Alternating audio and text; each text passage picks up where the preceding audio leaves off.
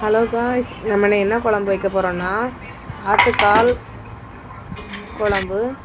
வாங்க பார்க்கலாம் எப்படி வைக்கிறதுன்னு சொல்லி. அதுக்கு தேவையான ஆட்டுக்கால், அப்புறம் இஞ்சி பூண்டு பேஸ்ட்டு, மஞ்சள் தூள் இதெல்லாம் போட்டு குக்கரில் வச்சு ஒரு 5 விசில் வர அளவுக்கு வேக வைக்கணும். அதுக்கப்புறமா தனியாக ஒரு குக்கரில் பருப்பு, தக்காளி, பூண்டு, ஒரு 4 மிளகா எல்லாம் நல்லா ஆட் பண்ணி, அப்புறம் மஞ்சள் தூள் சேர்க்கணும். இதுக்கும் பெருங்காயம் சேர்த்துக்கணும். பருப்பு யூஸ் பண்ணாலே அதுக்கு பெருங்காயத்தூள் கண்டிப்பாக எடுத்துக்கணும்.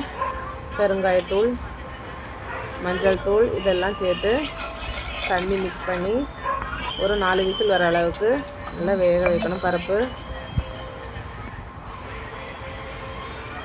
இப்போ எலும்பு ஒரு குக்கரில் வெந்துருக்கு. பருப்பு வெந்துட்டு ஓப்பன் பண்ணி பார்த்தோன்னா நல்லா குழைய வெந்திருக்கும். அதை நல்லா கடைஞ்சி விடணும்.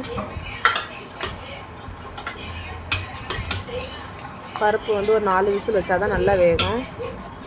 நல்லா கடைஞ்சி விட்டதுக்கப்புறமாட்டு எலும்பும் எலும்பு எடுத்து தனியாக ஒரு பாத்திரத்தில் தட்டி, அதுக்கப்புறமா அந்த வேக வச்ச பருப்பையும் ஆட் பண்ணி தேவையான அளவு தண்ணி ஊற்றி நல்லா மிக்ஸ் பண்ணிக்கணும். நல்லா மிக்ஸ் பண்ணி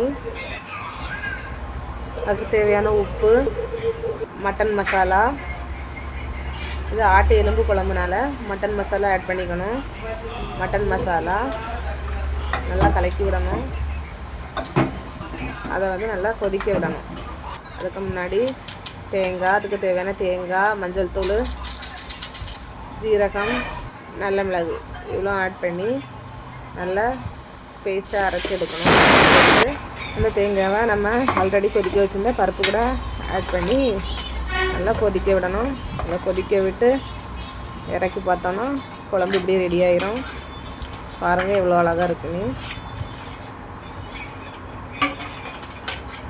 ஆட்டு எலும்பு குழம்பு நீங்கள் இப்படி வச்சு பார்த்தீங்கன்னா, பருப்பு சேர்த்து வச்சு பார்த்தீங்கன்னா நல்லா டேஸ்ட்டாக இருக்கும். நீங்களும் ட்ரை பண்ணி பாருங்கள். ஓகே.